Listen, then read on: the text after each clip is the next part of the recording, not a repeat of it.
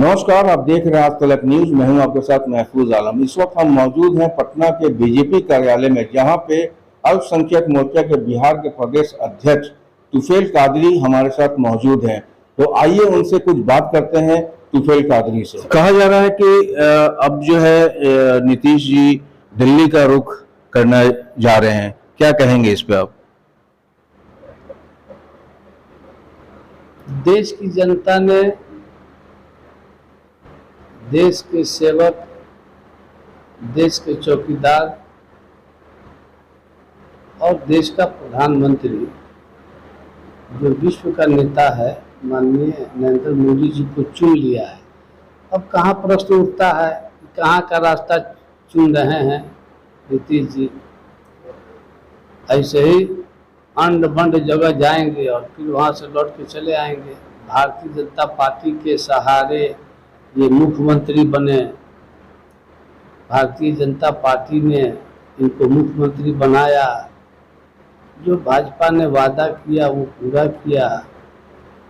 भाजपा का अलग सिद्धि है और जो विकास हुए वो विकास से ये पगला गए, परेशान हो गए। ये नहीं चाहते थे कि बिहार का। देश की जनता ने माननीय प्रधानमंत्री नरेंद्र मोदी जी को अपना नेता चुन लिया है। अब कोई जाएगा वहाँ तो फिर वहाँ से आएगा। अब दिल्ली में प्रधानमंत्री माननीय मोदी जी रहते हैं तो वहाँ ये भेंट करने का प्रयास करते हैं कि किसी तरह समय मिल जाए। बिहार के विकास के लिए जो सपना देखा था हमारे पुरखों ने, कैलाशपति मिश्रा जी ने, ताराकांत झा जी ने, रामदेव महतो जी ने, ये सब जो सपना लोग देखे उसको चकनाचूर कर दिया नीतीश जी ने। और नीतीश जी पर कौन विश्वास करेगा? इतना प्यार अब उनको कोई देगा? जो प्यार भारतीय जनता पार्टी से उनको प्राप्त हुआ है, एनडीए के नाम से वोट दिया है, एनडीए की सरकार बनाने के लिए दिया है, उसके साथ बड़ा विश्वासघात किया है नीतीश जी। और हमको लगता है कि इस राज्य के लिए बहुत बड़ा उन्होंने पाप किया है जो जनता बर्दाश्त नहीं करेगी। और आप देखिएगा केवल कमल खिलेगा 2025 में, 24 में तो पर्स ही नहीं उठता कि इन लोगों को कुछ मिले। एकदम सुथरा साफ होगा। 24 में मुकम्मल की मुकम्मल सीटें भारतीय जनता पार्टी की होंगी। अभी इन दिनों तेजस्वी यादव जो है वो सभी सरकारी हॉस्पिटल का औचक निरीक्षण कर रहे हैं और उन्होंने पूर्व के जो स्वास्थ्य मंत्री थे उन पे कई सारे आरोप भी लगाए। क्या कहेंगे? तो हम ये बता रहे थे कि देखिए ये जो पार्टी है भारतीय जनता पार्टी, यहाँ साफ नीयत है और सही विकास है।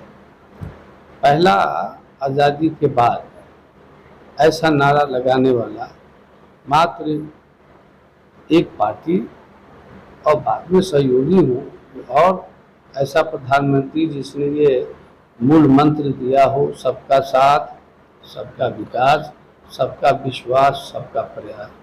तो इस मूल मंत्र के अंतर्गत जो सिद्धि प्राप्त करना है देश को, वैभव देश का बड़ा हो, वैभव प्राप्त हो, वैभव अमर हो, यहाँ की संस्कृति जीवित रहे, सहेजा जाए, वो हमें चाहिए कि उसको सहेजने का प्रयास करें। क्योंकि आप जानते हैं कि एक मन इल्म रा 10 मन अकल बायत। एक मन इल्म हो तो 10 मन उसके लिए अकल चाहिए। अब लालू जी के बाद उनके बेटा उप मुख्यमंत्री तेजस्वी जी हैं, तो मैं ये नहीं कह रहा हूँ कि वो ये करें और वो नहीं करें, क्योंकि वो जब डिप्टी सीएम बन गए हैं तो उनके तो अधीन का वो मंत्रालय है। वो रात में घूमे या 4 बजे भोर में घूमे, अब वो मंत्री हैं, उनका विभाग है, दिन में घूमे, रात में घूमे, 24 घंटा घूमे। घूमने का मतलब ये है कि वो अपना कुछ मन में रखे हैं वो पूरा कर रहे हैं, लेकिन जितनी हत्या, जितना बलात्कार, जितना अपहरण, जितना लूट खसूट, जितने अपराध के दायरे बढ़ रहे हैं बिहार में, मुझे लगता है कि पिताजी का जो नक्श है, जो पिताजी का मार्ग है, उसको वो सशक्त करने के लिए निकले हैं। मुझे लगता है कि इस राज्य में जात पात की राजनीति तब समाप्त होगी। हम लोग अंबेडकर जी को, जयप्रकाश जी को, हम लोग कर्पूरी ठाकुर जी को, और हम लोग राजेंद्र बाबू को, मौलाना मजहरुल हक साहब को, ये जो बिहार की धरती है, अशोक की धरती है, चाणक्य की धरती है, ये बहुत पूजनीय धरती है। यहाँ से राजनीति में दशा दिशा सब तय किया जाता है। लेकिन जो नीतीश जी ने किया, माननीय मुख्यमंत्री, वो इनको नहीं करना चाहिए। उनके इस हरकत से, उनके इस सोच और इस यात्रा से बिहार की गरीब जनता को बड़ा झटका महसूस हुआ है और लीडरशिप में गिरावट। एक तो लालू जी के आने के बाद 90 में बिहार से ही राजनीतिक गिरावट शुरू हुई और फिर 2022 में नीतीश कुमार जी के इस यात्रा से राजनीतिक गिरावट आई है, विश्वास समाप्त होने लगा है। ये एक बहुत बड़े दर्दनाक काल का ये घटना है और हमको लगता है, देखिए 3-4 दशक से तो मैं भारतीय जनता पार्टी में काम कर रहा हूँ। मुझे लगता है कि इतना बड़ा विश्वासघात, जनादेश का विश्वासघात, पार्टी तो बाद में है, जनादेश का भी तो विश्वासघात, और जिन लोगों ने उन पर भरोसा किया, यकीन किया, उस नैया का पतवार उनको थमाया था, जिससे सड़कें बन रही थी, पुल पुलियों का निर्माण हो रहा था, सारा पैसा दिल्ली से दे रहे थे हमारे प्रधानमंत्री जी। अब अल्पसंख्यक के उत्थान के लिए 5029 करोड़ की राशि आई, बेशुमार पैसे आ रहे थे बिहार में और अभी भी आ रहे हैं। वही सारा पैसा जो आया है, जो रुका हुआ है, अगर वो उसको भी बढ़िया से लगा दिया जाए तो विकास की गति नहीं रुकनी चाहिए। लेकिन जो आती थी राशि, उससे बिहार का विकास हो रहा था, सभी जाति, सभी धर्म का, सभी पंथ का विकास हो रहा था। लेकिन अफसोस है, मेरे जैसा एक मौलवी आदमी जो रात दिन मुसलमानों के बीच जाना आना और सबके दुखती रग से वाबस्ता होना, मैं तो गरीबों के घर में जाता हूँ, झोपड़ी में रहता हूँ, कार्य करता हूँ भारतीय जनता पार्टी का, और बहुत इत्मीनान से वो लोग अपनी बातों को रखते हैं हम लोगों के बीच में। उस वक्त हम भी फुलवारी शरीफ में बैठे हुए थे, वहाँ की जो वो जमात, जो दबी कुचली जमात है, उन लोगों ने भी कहा कि नीतीश जी का ये सफ़र, ये दर्दनाक सफ़र है। इतनी उम्र में और इतनी बड़ी तजर्बे की ज़िंदगी के बाद जो आदमी प्राप्त किया हो, इतनी बड़ी तजर्बे, हमारे यहाँ कुरान में एक जगह लिखा हुआ है, या अय्युहल्लज़ीना आमनू लिमा तक़ूलूना मा ला तफ़अलून, ऐ ईमान वालों जो तुम कहते हो क्यों नहीं करते। अब ये चले हैं नीतीश जी, माननीय प्रधानमंत्री जी का मुकाबला करने, विरोध करने। हम आपसे कहना चाहते हैं, प्रधानमंत्री कोई बनता है कि अल्लाह ताला प्रधानमंत्री बनाता है। अल्लाह ताला पत्ते पत्ते का मालिक है, उसके बगैर हुक्म के पत्ता हिलता नहीं है। तो अल्लाह के बगैर कोई देश का प्रधानमंत्री होगी, इतना बड़ा देश जहां 100 करोड़ की आबादी है, उतने बड़े देश का प्रधानमंत्री कोई बन जाएगा आसानी से। अल्लाह ताला तमाम पीर फकीर, साधु संत, ऋषि मुनि, सबों ने मिल करके, गरीबों ने मिल करके, आम जनता ने मिल करके दुआ किया, वोट दिया, तब देश के प्रधानमंत्री माननीय नरेंद्र मोदी जी हुए। अब मोदी जी सबका विकास कर रहे थे, मोदी जी सड़कें बनवा रहे थे, राशन मुफ्त दे रहे थे, कोरोना में हम लोगों को हौसला दिया, हिम्मत दिया, कोरोना में किसी को भूखे नहीं रहने दिया, वैक्सीन दिया, जिसके आधार पर हम लोग जिंदा हैं। अब चले हैं नीतीश जी उनका विरोध करने। हमको तो लगता है कि नीतीश जी जब माननीय प्रधानमंत्री का विरोध कर रहे हैं तो वो लगता है कि वो अल्लाह ताला का विरोध कर रहे हैं, इसलिए कि अल्लाह ने उनको प्रधानमंत्री बनाया है, अब फिर अल्लाह ताला बनवाएगा।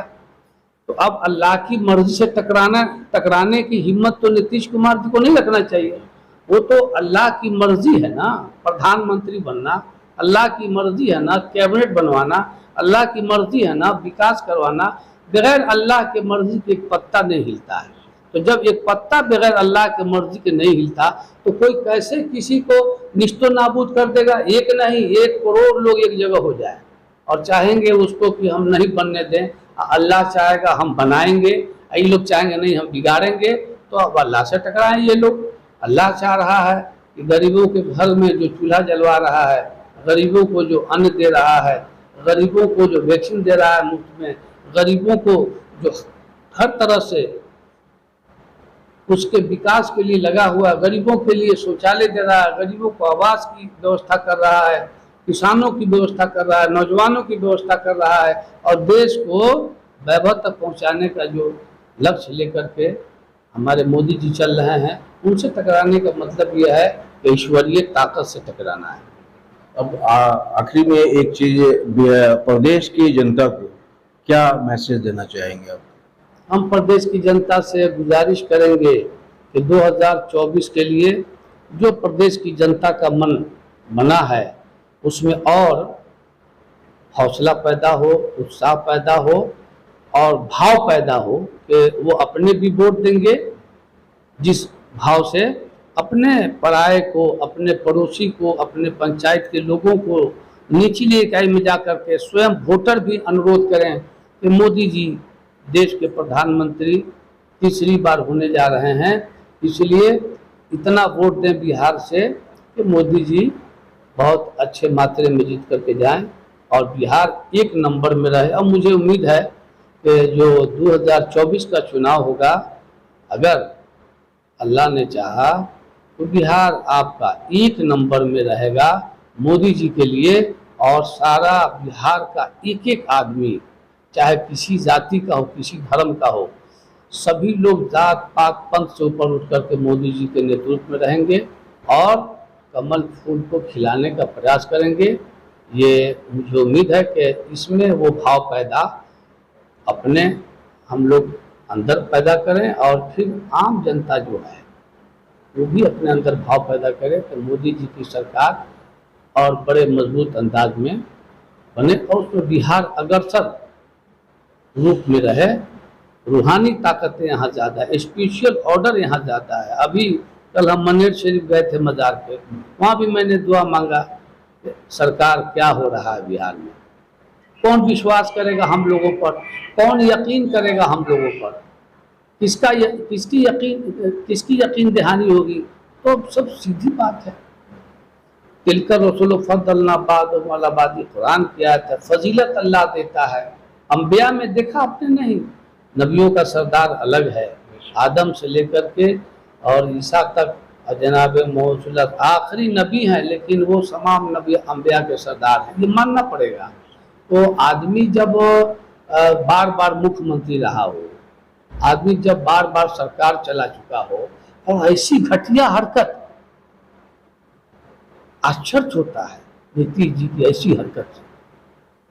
कौन ऐसी तकलीफ आई थी एनडीए की सरकार में, उनको कौन कुर्सी उनकी छीन रहा था। आप छोटे, अगर कुछ परेशानी थी तो वो बात भी कर सकते थे। आप अंदाजा लगाइए, छोटे मात्रे में आपके विधायक थे, बड़े मात्रे में बड़ी संख्या में भाजपा के साथ विधायक, उसके बावजूद बीजेपी ने आपको नेता माना, आपका सम्मान रखा। अटल जी मानते थे आपको, अडवाणी जी मानते आपको, भारतीय जनता पार्टी आपको मानती थी, बिहार की जनता इसीलिए मानी आपको कि आप बीजेपी के दुलरुआ थे। और ऐसा व्यक्ति जनादेश को ठुकराता है, जनादेश का अपमान करता है, जनादेश का विश्वासघात करता है। मुझे लगता है कि बिहार की धरती से तो ऐसी उम्मीद नहीं थी, बिहार की धरती से ऐसी उम्मीद, इसलिए बिहार की लीडरशिप पर अब प्रश्न आने लगा है। एक 90 में राजनीतिक गिरावट और दूसरा 2022 में राजनीतिक गिरावट। ये 2 राजनीतिक गिरावटें जो बिहार में हुई हैं वो इतिहास के पन्नों में होंगी। और ये दर्दनाक घटना है, ये बहुत अफसोसनाक है। अल्लाह बचाए, हिफाजत करे ऐसे नेताओं से बिहार की जनता को। अस्सलाम वालेकुम। तो ये थे तुफैल कादरी साहब जिन्होंने अपनी बात को रखी। इस तरीके के और तमाम खबरों के लिए बने रहें आज तलक के साथ।